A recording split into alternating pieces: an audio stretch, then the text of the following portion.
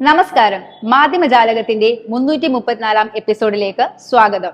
മാധ്യമ ചരിത്രകാരനും PRD മുൻ deputy ഡയറക്ടറുമായ ഡോക്ടർ MV തോമസ് എഴുതി കേരള മീഡിയ അക്കാദമി പ്രസിദ്ധീകരിച്ച അച്ചടിയും പത്രപ്രവർത്തനവും കേരളത്തിൽ എന്ന പുസ്തകത്തിന്റെ പ്രകാശന ചടങ്ങ് കഴിഞ്ഞ ദിവസം തിരുവനന്തപുരത്ത് കേരള പത്രപ്രവർത്തക യൂണിയൻ ഓഫീസായ കേസരിയിൽ നടന്നു. സംസ്ഥാന സഹകരണ വകുപ്പ് മന്ത്രി VN വാസവൻ പ്രതിപക്ഷ നേതാവ് VD സതീശന് പുസ്തകത്തിന്റെ കോപ്പി നൽകിക്കൊണ്ടാണ് പ്രകാശനം നിർവഹിച്ചത്. Kerala media academy chairman RS Babu ചടങ്ങിൽ അധ്യക്ഷനായിരുന്നു.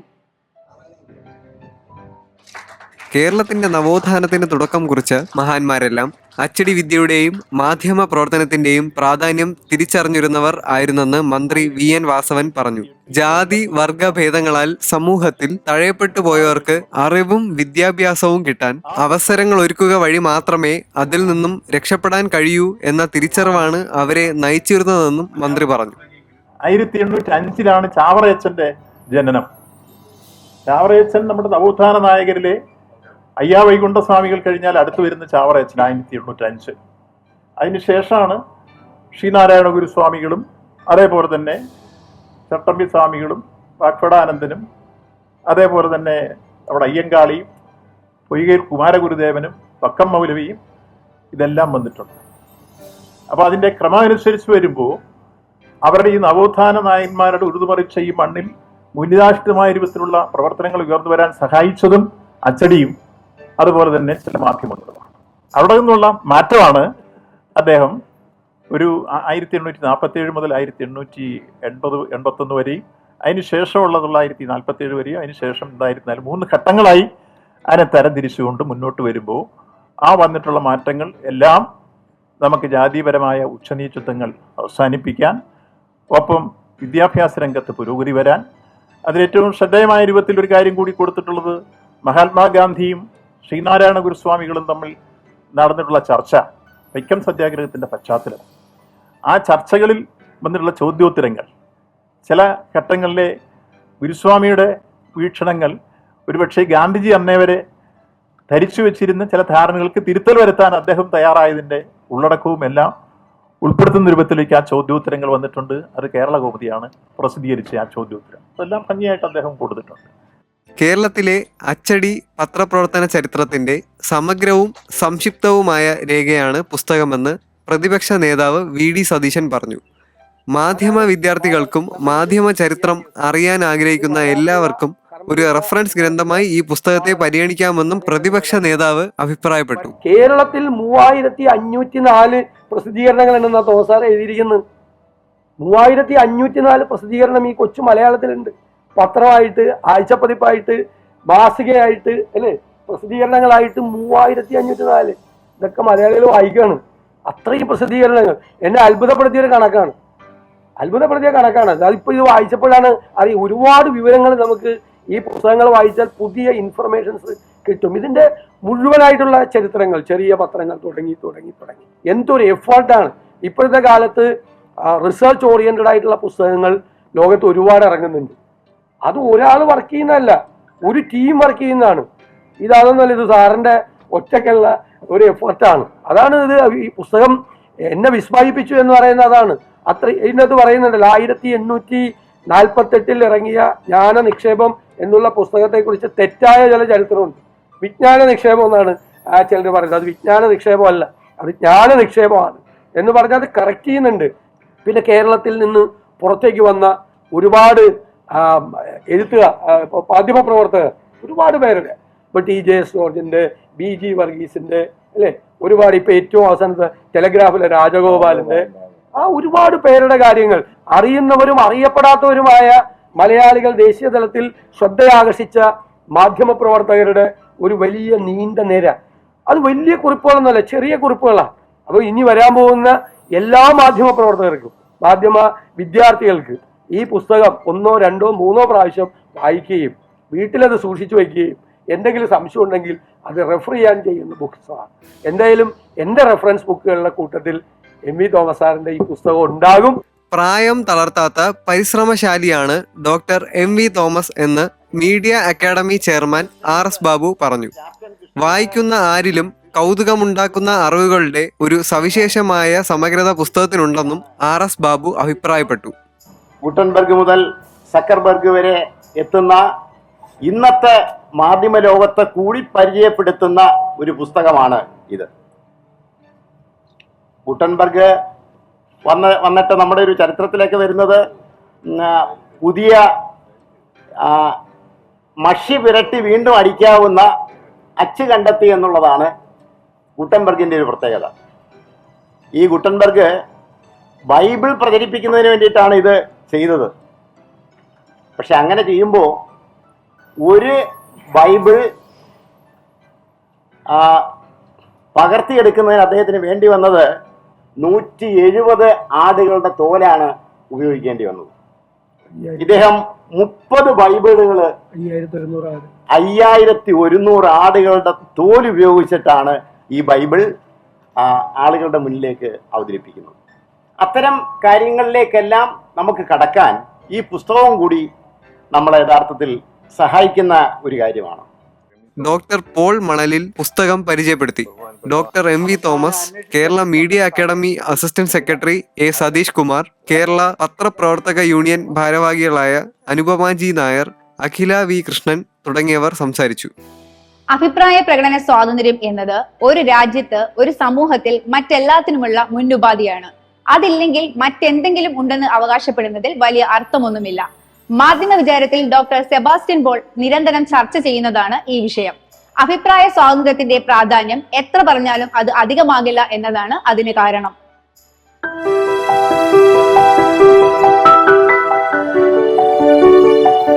റോഡ് മാർഗമുള്ള ഇന്ത്യ പാകിസ്ഥാൻ അതിർത്തിയാണ് വാഗ. ലാഹോറിൽ നിന്ന് ഇന്ത്യയിലേക്ക് അമൃതസറിലേക്ക് വരുന്ന യാത്രികനെ വരവേൽക്കുന്നത്, ഇന്ത്യൻ പ്രദേശത്തേക്ക് വരവേൽക്കുന്നത് വലിയൊരു ബോർഡ് അവിടെ കാണാം. അതിലെഴുതിയിരിക്കുന്നത് welcome to India, the world's largest democracy എന്നാണ്. ലോകത്തിലെ ഏറ്റവും വലിയ ജനാധിപത്യത്തിലേക്ക് സ്വാഗതം. പാകിസ്ഥാനിൽ നിന്ന് വരുന്ന ഒരാളെ നാം വരവേൽക്കുന്നത് ആ ആശംസയോടെയാണ്, സ്വാഗതോക്തിയോടു കൂടിയാണ്. പാകിസ്ഥാനിലേക്ക് പോകുന്ന ഒരാളെ സംബന്ധിച്ച് welcome to the Islamic Republic of Pakistan എന്ന് മാത്രമേ കാണാൻ കഴിയൂ. പക്ഷേ ഇത് വലിയൊരു പ്രശ്നമാണ്. ലോകത്തിലെ ഏറ്റവും വലിയ ജനാധിപത്യം എന്ന നമ്മുടെ അഭിമാനം. എല്ലാ രാജ്യങ്ങൾക്കും അങ്ങനെ ചില കാര്യങ്ങളൊക്കെ അവകാശപ്പെടാനുണ്ടാവും. ആഥൻസിൽ, ഗ്രീസിലെ ആഥൻസിൽ പുരാതന നഗരകേന്ദ്രം, അവിടെ സോക്രട്ടീസും ഒക്കെ ജീവിച്ചിരുന്ന ആ കാലം, നഗരകേന്ദ്രത്തിന് അഗോറ എന്നാണ് പറയുന്നത്. ആ പുരാതന അഗോറ ആഥൻസിൽ സംരക്ഷിക്കപ്പെട്ടിട്ടുണ്ട്. അവിടേക്കുള്ള പ്രവേശന കവാടത്തിലും വലിയൊരു ബോർഡ് കാണാം. ആഥൻസ് കേൾക്കുമ്പോൾ നമ്മുടെ മനസ്സിൽ വരുന്നത് ക്രാഡിൽ ഓഫ് ഡെമോക്രസി, ജനാധിപത്യത്തിന്റെ കളിത്തൊട്ടിൽ എന്നാണുള്ളത്. എന്നാൽ അവിടെ എഴുതി വച്ചിരിക്കുന്നത് അതൊന്നുമല്ല. അവിടെ എഴുതി വച്ചിരിക്കുന്നത് ഇവിടെയാണ് 2500 വർഷങ്ങൾക്ക് മുമ്പ് ഫ്രീഡം ഓഫ് എക്സ്പ്രഷൻ, അഭിപ്രായ പ്രകടന സ്വാതന്ത്ര്യം, ആവിഷ്കാര സ്വാതന്ത്ര്യം ആവിഷ്കൃതമായത് ഇവിടെയാണ്. ഇവിടെ നിന്നാണ് യൂറോപ്യൻ നാഗരികത ജന്മമെടുത്തത് എന്നാണ് ആഥൻസിലെ അഗോറയിലേക്കുള്ള കവാടത്തിൽ പ്രവേശനത്തിൽ നാം കാണുന്ന ബോർഡ്. അപ്പോൾ ഫ്രീഡം ഓഫ് എക്സ്പ്രഷൻ, അതിലാണ് ആഥൻസ് അഭിമാനം കൊള്ളുന്നത്. ജനാധിപത്യം എന്നത് അതിനെ തുടർന്ന് സംഭവിക്കുന്ന സ്വാഭാവികമായ ഒരു കാര്യം മാത്രമാണ്. ഫ്രീഡം ഓഫ് എക്സ്പ്രഷൻ എന്നുള്ളതാണ് നമ്മുടെ ഭരണഘടനയിലും അനുച്ഛേദം 19(1)(a) മൗലികാവകാശമായി പ്രഖ്യാപിക്കുന്നത്. Freedom of speech and expression എന്നുള്ളതാണ്. ഞാൻ എൻ്റെ ഈ പരിപാടിയിലും മറ്റ് പൊതുവെ എല്ലാ മാധ്യമ ചർച്ചകളിലും ക്ലാസ്സുകളിലുമൊക്കെ ഈ വിഷയം ആവർത്തിച്ച് പറയുന്നത് അതിൻ്റെ പ്രാധാന്യം വളരെ വലുതായതുകൊണ്ടാണ്. ഫ്രീഡം ഓഫ് എക്സ്പ്രഷൻ ഇല്ലെങ്കിൽ, ആവിഷ്കാര സ്വാതന്ത്ര്യമില്ലെങ്കിൽ, അഭിപ്രായ പ്രകടന സ്വാതന്ത്ര്യമില്ലെങ്കിൽ പിന്നെ ഒരു സ്വാതന്ത്ര്യവും ഉണ്ടാവില്ല. പത്രസ്വാതന്ത്ര്യവും ഉണ്ടാവില്ല, മാധ്യമ സ്വാതന്ത്ര്യവും ഉണ്ടാവില്ല, ഒരു സ്വാതന്ത്ര്യവും ഉണ്ടാവില്ല. ജനാധിപത്യ സങ്കല്പങ്ങളുടെയും സ്വാതന്ത്ര്യത്തിന്റെയും കാര്യത്തിൽ ഏറ്റവും വലുത്, ഏറ്റവും മഹത്തായത്, ഏറ്റവും പഴയത് എന്നൊക്കെ അവകാശപ്പെടുന്ന നിരവധി രാജ്യങ്ങളുണ്ടെങ്കിലും യഥാർത്ഥത്തിൽ എന്താണ് അവിടങ്ങളിൽ നടക്കുന്നത് എന്നത് ഇന്ന് ലോകം ശ്രദ്ധിക്കുന്നുണ്ട്. ഓരോ രാജ്യത്തെയും അഭിപ്രായ സ്വാതന്ത്ര്യത്തിന്റെ അളവുകൾ പഠിക്കുന്ന ഒരു സ്വതന്ത്ര ഏജൻസിയാണ് അമേരിക്ക കേന്ദ്രമായി പ്രവർത്തിക്കുന്ന ഫ്യൂച്ചർ ഓഫ് ഫ്രീ സ്പീച്ച്. അവരുടെ പട്ടികയിൽ ഇന്ത്യയുടെ സ്ഥാനവും അടയാളപ്പെടുത്തപ്പെട്ടിട്ടുണ്ട്. സ്വതന്ത്ര ഭാഷണം, ഫ്രീ സ്പീച്ച്, അതിൻ്റെ തോത് ലോകത്ത് ഇന്നത്തെ അതിൻ്റെ അവസ്ഥ ഇത് പരിശോധിക്കുന്ന ഒരു പ്രസ്ഥാനമുണ്ട്. ഫ്യൂച്ചർ ഓഫ് ഫ്രീ സ്പീച്ച് എന്നാണ് അമേരിക്ക ആസ്ഥാനമായുള്ള ആ ഏജൻസിയുടെ പേര്. പലതരത്തിലുള്ള ആഗോള വിലയിരുത്തലുകളും ഇൻഡെക്സുകളും ഒക്കെ സൂചികകളൊക്കെ നമ്മൾ മാധ്യമങ്ങളുമായി ബന്ധപ്പെട്ട് കാണുന്നുണ്ട്. ലോകത്തിലെ ഏറ്റവും വലിയ ജനാധിപത്യം, ഏറ്റവും കൂടുതൽ മാധ്യമ സ്വാതന്ത്ര്യമുള്ള രാജ്യം, അങ്ങനെ പലതും നമ്മൾ കാണാറുണ്ട്. ഇവിടെ ഫ്രീ സ്പീച്ച്, സ്വതന്ത്ര ഭാഷണം, അതിൻ്റെ ഭാവി, അതിൻ്റെ ഇപ്പോഴത്തെ അവസ്ഥ, അതാണ് ഫ്യൂച്ചർ ഓഫ് ഫ്രീ സ്പീച്ച് എന്ന ഈ ഏജൻസി നടത്തുന്നത്. 33 രാജ്യങ്ങളിലെ അവസ്ഥയാണ് ഈ ഏജൻസി പരിശോധിച്ചത്. അതിൽ ഇന്ത്യയുടെ സ്ഥാനം 24. മറ്റ് പല രാജ്യങ്ങളുടെയും അവസ്ഥ മോശമാണ്. ഈ പഠനം നടത്തിയ ഏജൻസി അമേരിക്കയിലാണ്. അമേരിക്ക എന്ന് പറയുമ്പോൾ ഫ്രീഡം ഓഫ് സ്പീച്ച് അതിൻ്റെ അങ്ങേയറ്റം അനുവദിക്കുന്ന രാജ്യമാണ്. പക്ഷേ അമേരിക്ക, ഇസ്രായേൽ, ജപ്പാൻ തുടങ്ങിയ ജനാധിപത്യ രാജ്യങ്ങളിലൊക്കെ ഈ അഭിപ്രായ പ്രകടന സ്വാതന്ത്ര്യത്തിൻ്റെ തോത്, അളവ് കുറഞ്ഞു വരികയാണ് എന്നാണ് ഇവർ പറയുന്നത്. എന്നാൽ മുകളിലേക്ക് പോകുന്നതോ പതിവ് പോലെ സ്കാൻഡിനേവിയൻ രാജ്യങ്ങളാണ്. അവിടെ ജനാധിപത്യത്തിൻ്റെ തോത് എടുത്താലും മാധ്യമ സ്വാതന്ത്ര്യത്തിൻ്റെ തോത് എടുത്താലും മറ്റ് പല കാര്യങ്ങളിലും ഒന്നാം സ്ഥാനത്ത് നിൽക്കുന്നത് നോർവേ എന്ന രാജ്യമാണ്. ഇവിടെയും നോർവേ തന്നെയാണ് ഒന്നാമത്. രണ്ടാം സ്ഥാനത്ത് ഡെൻമാർക്കാണ്. നോർവേയുടെ സ്കോർ 87.9, ഡെൻമാർക്കിന്റെ സ്കോർ 87, ഇന്ത്യയുടെ സ്കോർ 62.6. എത്ര താഴെ നിൽക്കുന്നതെന്ന് നോക്കുക. അതിന് അവരുടേതായ മാനദണ്ഡങ്ങൾ കാണുമായിരിക്കാം. നമ്മൾ പൂർണ്ണമായും ഒരു ആശങ്കപ്പെടേണ്ട കാര്യമൊന്നുമില്ല ഈ കണക്ക് കേൾക്കുമ്പോൾ. എങ്കിൽ പോലും ദക്ഷിണാഫ്രിക്കയ്ക്കും ലബനോണും മധ്യേ ആണ് ഈ ഇൻഡെക്സിൽ ഇന്ത്യയുടെ സ്ഥാനം എന്ന് കേൾക്കുമ്പോൾ നമുക്ക് അല്പം പ്രയാസം തോന്നേണ്ടതാണ്.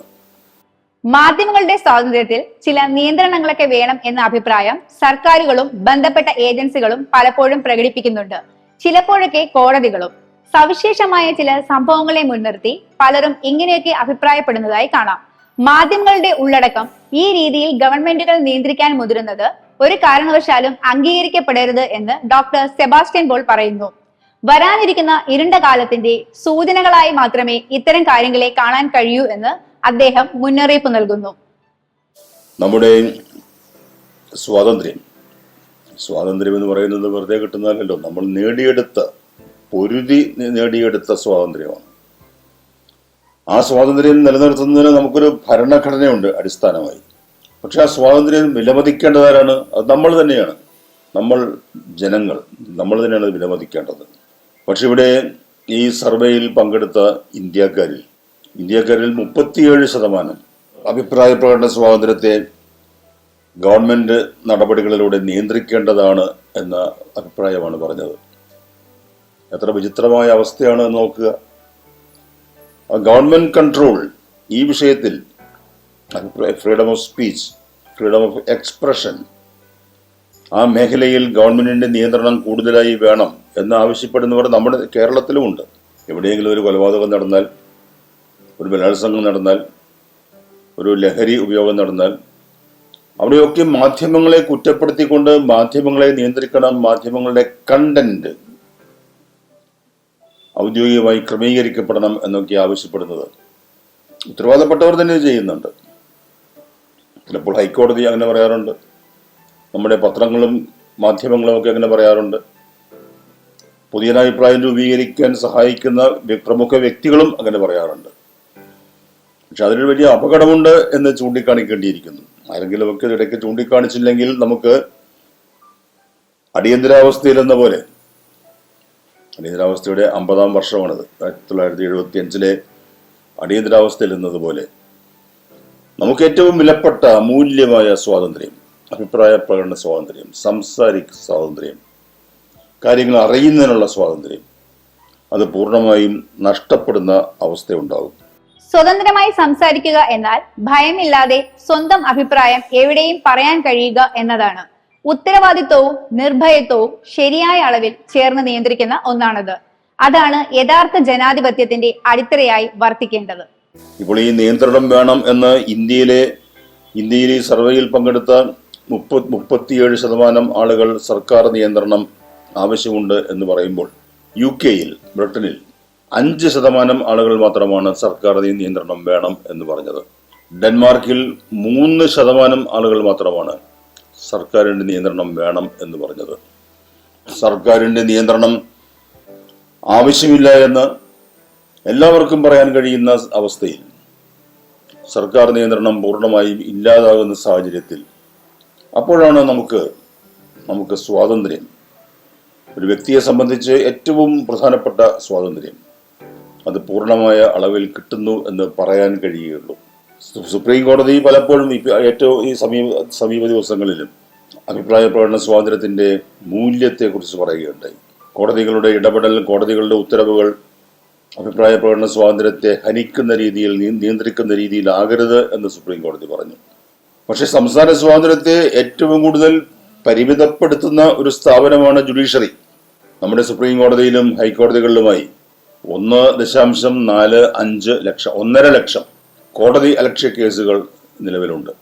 ഓരോ കോടതി അലക്ഷ്യ കേസ് എന്ന് പറഞ്ഞാൽ കോടതി ഉത്തരവുകൾ നടപ്പാക്കുന്നതിന് വേണ്ടിയുള്ള അധികാരം മാത്രമല്ല, അഭിപ്രായം പറയുന്നതിന്, വിധിയെ വിമർശിക്കുന്നതിന്, കോടതിയെ വിമർശിക്കുന്നതിന് ഒക്കെ സഹായകമായ കാര്യങ്ങൾ ചെയ്യുന്നവർക്കെതിരെ കോടതി പ്രയോഗിക്കുന്ന ആയുധമാണ് കോടതി അലക്ഷ്യ നിയമം. ഇതെല്ലാം തടസ്സമാണ്. സ്വതന്ത്രമായി സംസാരിക്കുക എന്ന് പറഞ്ഞാൽ ആരെയും ഭയപ്പെടാതെ സംസാരിച്ചതിന് ശേഷം എന്ത് സംഭവിക്കും എന്ന ആശങ്കയും ഉത്കണ്ഠയുമില്ലാതെ അന്തസ്സോടെ മറ്റുള്ളവരുടെ അവകാശങ്ങൾ, മറ്റുള്ളവരുടെ അന്തസ്സ് കൂടി കണക്കിലെടുത്തുകൊണ്ട് പരിഗണിച്ചുകൊണ്ട് സംസാരിക്കുന്നതിന് കഴിയുന്ന ഒരു സമൂഹം, ആ സമൂഹത്തിൽ മാത്രമേ ശ്രേഷ്ഠമായ തോതിൽ ജനാധിപത്യം നിലനിൽക്കുകയുള്ളൂ. പോയ വാരങ്ങളിൽ പത്രങ്ങളിൽ ദൃശ്യമായ വാർത്താ ചിത്രങ്ങളെ വിശകലനം ചെയ്യുന്നു senior photo journalist B Chandrakumar ചിത്രജാലകത്തിൽ.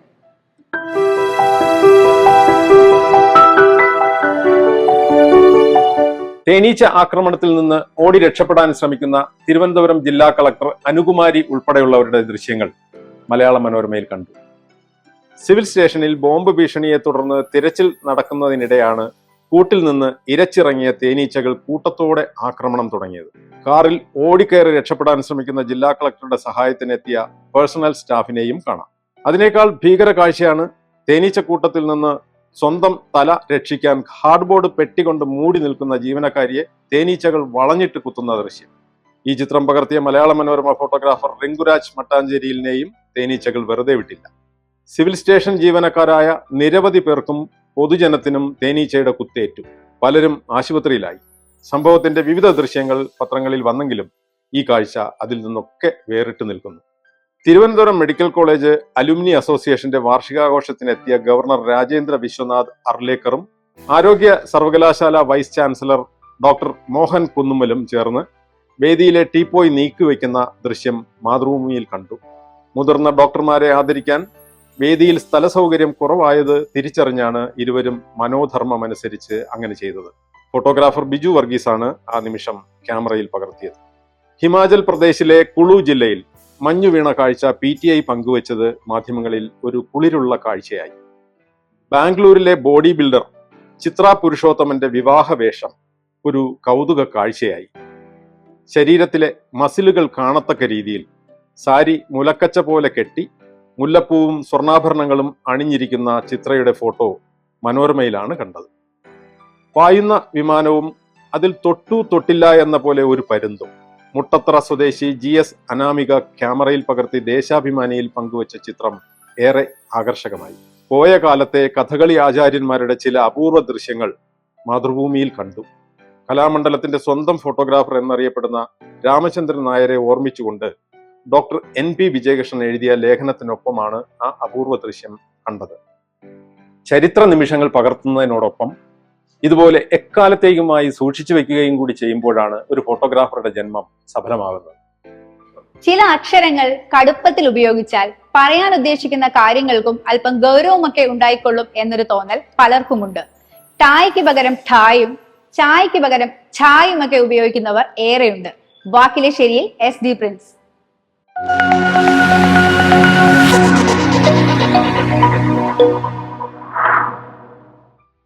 വിദ്യയുടെ വരം ലഭിക്കും മുമ്പ് കാളിദാസൻ പറഞ്ഞതായി പറയപ്പെടുന്ന ഒരു കഥയുണ്ട്.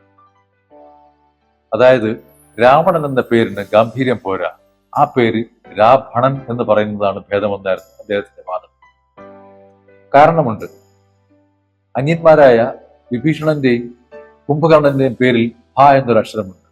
വില്ലാളി വീരനായ രാവണനാകട്ടെ വെറും ഭ. അതുകൊണ്ട് രാഭണൻ എന്ന് വിളിക്കണമെന്നതായിരുന്നു അദ്ദേഹത്തിന്റെ വാദം. ഈ വാദം പലപ്പോഴും പലരും തമാശയായി പറയാറുള്ളതാണ്. എന്നാൽ ഇടയ്ക്കിടെ നമ്മുടെ പത്രം വായിക്കുമ്പോൾ ഈ കഥ ഓർക്കാനുള്ള അവസരങ്ങൾ കൂടെ വരുന്നുണ്ട്. പത്രം വായിക്കുമ്പോൾ മാത്രമല്ല, സാധാരണ എഴുത്തിലും ഇതിന്റെ ലക്ഷണങ്ങൾ കാണാറുണ്ട്. അതുകൊണ്ടാണല്ലോ ചിലർ മൃഷ്ടാന്നം എന്ന് തന്നെ മൃഷ്ടാന്നമാക്കുന്നതും പീഡനത്തെ പീഡനമാക്കുന്നതും അദ്ദേഹം എന്ന നിർദോഷമായ വാക്കിനെ അദ്ദേഹം എന്നെഴുതി പേടിപ്പിക്കുന്നതൊക്കെ അതുകൊണ്ടാണ്. 2021 പഞ്ചാബിൽ ഒരു മുഖ്യമന്ത്രി വന്നു. ചരൺജിത് സിംഗ് ചന്നി എന്നായിരുന്നു പേര്. പക്ഷെ മുഖ്യമന്ത്രിയല്ലേ, എങ്ങനെ ചന്നി എന്ന് പറയും? അതുകൊണ്ട് നമ്മുടെ മലയാളം പത്രങ്ങളിൽ 1-2 പേർ ചന്നി എന്ന് എഴുതാൻ തുടങ്ങി. ഹിന്ദിയിലും മറ്റും വെറും ചായാണ് എഴുതുന്നത്. പക്ഷെ മലയാള പത്രങ്ങൾ വിടില്ല, ചന്നി എന്ന് എഴുതിയാലേ അവർക്ക് തൃപ്തി വരും. ഇങ്ങനെ എഴുതുന്നതിന്റെ ഛന്നം അഥവാ രഹസ്യമെന്തെന്ന് പലരും ആലോചിച്ചിട്ട് പിടികിട്ടിയിട്ടില്ല. ഇക്കാര്യം ഇപ്പോൾ വീണ്ടും ഓർക്കാനൊരു അവസരമുണ്ടായി. കഴിഞ്ഞ ദിവസം ചക് ഡേ 50 എന്നൊരു ശീർഷകം കണ്ടു. ഈ ചക് ദേ ഇന്ത്യ എന്നൊരു സിനിമ പണ്ടിറങ്ങിയിട്ടുണ്ട്. ചക് ദേ ഭട്ടെ എന്ന ഒരു പഞ്ചാബി പ്രയോഗത്തിൽ നിന്നാണ് ഈ ഒരു വാക്ക് വന്നിട്ടുള്ളത്. അതായത്, പഞ്ചാബിൽ ആളുകൾ ഈ വലിയ തടിയൊക്കെ വലിച്ചു പൊക്കുമ്പോൾ പറയുന്ന ഒരു വാക്യമാണത്. ഒരു പ്രോത്സാഹനത്തിന് വേണ്ടി പറയുന്ന വാക്യമാണ് ചക് ദേ ഭട്ടെ. അതിൽ നിന്നാണ് ചക് ദേ എന്ന ഒരു പ്രയോഗം ഉണ്ടായത്. ഈ ചക് ദേ എന്നത് കളിക്കാരെ മറ്റും പ്രചോദിപ്പിക്കാൻ വേണ്ടി പറയുന്ന ഒരു വാക്യം കൂടിയാണ്. അങ്ങനെയാണ് ചക് ദേ ഇന്ത്യ എന്നൊരു സിനിമ തന്നെ ഉണ്ടായത്. ഹോക്കിയിൽ ഇന്ത്യ നേടിയ ഒരേ ഒരു ലോകകപ്പിന് 50 വയസ്സായി എന്ന വാർത്തയ്ക്കൊപ്പമാണ് ഇവിടെ ചക് ദേ 50 എന്നൊരു ശീർഷകം കണ്ടത്. അതിന് ചായയുടെ ആവശ്യമില്ല, വെറും ചാ മതിയായിരുന്നു. ഹോക്കിയിലെ കഥ അങ്ങനെ കഴിഞ്ഞപ്പോഴുണ്ട് ക്രിക്കറ്റിലെ വേറൊരു പ്രയോഗം വരുന്നു. മുംബൈ ഛ രാജ എന്ന് പറഞ്ഞു. രോഹിത് ശർമ്മയെ കുറിച്ചാണ് ഈ വാർത്ത. മുംബൈ ഛ രാജ എന്ന് വെച്ചാൽ മുംബൈയുടെ രാജാവ് എന്നർത്ഥം. മുംബൈ ഇന്ത്യൻസ് എന്ന ടീമിനെ IPL-ലും ചാമ്പ്യൻസ് ലീഗിലും ഒക്കെ വിജയത്തിലേക്ക് ഉയർത്തിയ ക്യാപ്റ്റൻ എന്നുള്ള നിലയിലാണ് ഇദ്ദേഹത്തെക്കുറിച്ച് മുംബൈ ഛ രാജ എന്നൊരു പ്രയോഗം ഉണ്ടായത്. മുംബൈ ഛ എന്ന് പറഞ്ഞാൽ മുംബൈയുടെ എന്നർത്ഥം. ഇതുപോലുള്ള പ്രയോഗങ്ങൾ പണ്ടും മുംബൈയിൽ ഒരുപാട് കേട്ടിട്ടുണ്ട്. അംജ്യ മുംബൈ, സുന്ദർ മുംബൈ എന്ന് പറയും. അത് നമ്മുടെ ബോംബെ, സുന്ദര ബോംബെ എന്നതിന് മറാഠിയിൽ പറഞ്ഞിരുന്ന വാക്യം ഇതാണ്: അംജ്യ മുംബൈ, സുന്ദർ മുംബൈ. മറാഠിയിൽ അത് വെറും ചായാണ്, അല്ലാതെ പത്രവാർത്തയിൽ കാണും പോലെ ഛ അല്ല. ഒരു ഗംഭീരത്തിന് വേണ്ടി ചായയെ ഛ ആക്കിയതുകൊണ്ട് പ്രത്യേകിച്ച് കാര്യം വല്ലതും ഉണ്ടോ എന്നറിയില്ല. ബഹിരാകാശത്തു നിന്നും സുനിത വില്യംസിന്റെയും ബുഷ് ബിൽമോറിന്റെയും മടക്കയാത്ര ലോകമെമ്പാടും വാർത്തയായി. സ്വാഭാവികം മാത്രമാണ്. നമ്മുടെ പത്രങ്ങളിലും ഇത് 1-ാം പേജ് വാർത്തയായി തന്നെ ദിവസവും കണ്ടിരുന്നു. മിക്ക പത്രങ്ങളും നിർമ്മിത ബുദ്ധി കൊണ്ട് സൃഷ്ടിച്ചെടുത്ത പടമൊക്കെ വെച്ചാണ് ഈ വാർത്ത അവതരിപ്പിച്ചത്. സുനിതയെ കാത്ത് ഭൂമി എന്നായിരുന്നു ഒരു പത്രത്തിലെ ശീർഷകം. പ്രതീക്ഷ അരികെ എന്ന് എഴുതിയൊരു പത്രമുണ്ട്. ആകാശത്ത് അതിരറ്റ ആഹ്ലാദം എന്നായിരുന്നു മറ്റൊരു പത്രം എഴുതിയത്. അപ്പോഴുണ്ട് വേറൊരു പത്രത്തിൽ മിണ്ണെ താണ്ടി നീ വാ എന്നൊരു ശീർഷകം. അത് മിണ്ണെ താണ്ടി വരുവായ എന്ന ഒരു തമിഴ് സിനിമയെ ഓർമ്മിപ്പിക്കുന്ന ശീർഷകം വരുന്നത് കണ്ടു. സുനിതയുടെ മടക്കയാത്ര സംബന്ധിച്ച് പല വിവരങ്ങളും ചിത്രരൂപത്തിൽ നൽകിയിട്ടുള്ള ആ പേജിന്റെ ഏറ്റവും താഴെ അറ്റത്ത് വിവര എന്നൊരു പ്രയോഗമുണ്ട്. ഇത് വിവരവും വരയും കൂടെ ചേർത്തുള്ള ഒരു അവിയലാണോ എന്നറിയില്ല. വിവരം എന്നാണ് ഉദ്ദേശിച്ചതെങ്കിൽ അത് പൂർണ്ണമായിട്ടില്ല. ആ വാക്കിന് വിവര എന്ന് മാത്രമാണ് അവിടെ അച്ചടിച്ചിരിക്കുന്നത്. വാക്ക് അപൂർണമാകുന്നത് പോലെ ചിലപ്പോൾ വാക്യവും അപൂർണമായെന്നിരിക്കും. ചില ശീർഷകങ്ങൾ ഇങ്ങനെ സംഭവിക്കാറുണ്ട്. കഴിഞ്ഞ ദിവസം ഒരു പത്രത്തിൽ വാട്ട് എ ബ്യൂട്ടിഫുൾ ബാഴ്സ എന്ന് കണ്ടു. 2-ന് ബദലായി 4 ഗോൾ തിരിച്ചടിച്ച് അത്ലറ്റിക്കയെ തോൽപ്പിച്ച ബാർസലോണയുടെ കഥയാണ് ഈ വാർത്തയിലുള്ളത്. അവരുടെ കളി ഗംഭീരമായി എന്നായിരിക്കും പറഞ്ഞു വന്നത്. പക്ഷേ വാട്ട് എ ബ്യൂട്ടിഫുൾ എന്ന് പറഞ്ഞാൽ അവിടെ അത് അപൂർണമാണ്. ഒന്നുകിൽ വാട്ട് എ ബ്യൂട്ടിഫുൾ ഗെയിം, അല്ലെങ്കിൽ വാട്ട് എ ബ്യൂട്ടിഫുൾ ഗോൾ, അങ്ങനെ എന്തെങ്കിലും വേണം. ശീർഷകം ഇംഗ്ലീഷിൽ തന്നെ വേണമെന്ന് വെക്കുമ്പോൾ അത് പൂർണ്ണമായി കൊടുക്കണമെന്നൊരു ആഗ്രഹം ഉണ്ടാവുന്നത് നല്ലതല്ലേ? ഇനി വാട്ട് എ ബ്യൂട്ടിഫുൾ എന്ന വിശേഷണത്തിന് പകരം വേണമെങ്കിൽ വാട്ട് എ ബ്യൂട്ടി എന്ന് മാത്രം പറയാമായിരുന്നു. രണ്ടായാലും ഈ ശീർഷകത്തിൽ ഒരു ബ്യൂട്ടിയും കാണാൻ കഴിയുന്നില്ല. വാക്യങ്ങൾ പൂർണ്ണമാക്കാത്തതുപോലെ കൊച്ചു കാര്യങ്ങൾ ശ്രദ്ധിക്കാത്തതും പല പത്രങ്ങളിലെയും ഒരു പ്രശ്നമായിട്ട് മാറിയിട്ടുണ്ട്. ഭാവിക്കിണങ്ങിയ കോഴ്സുകൾ എന്നൊരു പത്രത്തിൽ കണ്ടിരുന്നു. ഭാവിക്ക് എന്നെഴുതുമ്പോൾ അവിടെ ഒരു യകാരത്തിന്റെ ആവശ്യമില്ല. പക്ഷെ ഇവിടെ കാര്യമായി ഒരു യാ എഴുതി ചേർത്തിട്ടുണ്ട്. അതിനടുത്ത പേജിൽ മറ്റൊരു വാർത്തയിൽ ചിലവേറിയ പോരാട്ടം എന്ന് എഴുതിയിട്ടുണ്ട്. കാർ ഓട്ടത്തെക്കുറിച്ചാണ് ഈ പറയുന്നത്. ഈ ചിലവ് എന്ന് പറയുന്നത് തെറ്റാണ്. വരുന്നത് വരവ്, അങ്ങോട്ട് ചെല്ലുന്നത് ചെലവ്. അങ്ങനെയാണ് മലയാളത്തിന്റെ ഒരു പോക്ക്. ഇവിടെ വരേണ്ടത് ചെലവ് എന്ന് തന്നെയാണ്. ശരിയായ മലയാളം എഴുതുമ്പോൾ ചിലവ് എന്ന പ്രയോഗം ചെലവാവില്ല എന്നർത്ഥം. മാധ്യമജാലകത്തിന്റെ ഈ എപ്പിസോഡ് ഇവിടെ അവസാനിക്കുന്നു. അടുത്ത ആഴ്ച ഇതേ ദിവസം ഇതേ സമയം വീണ്ടും കാണാം. നന്ദി, നമസ്കാരം.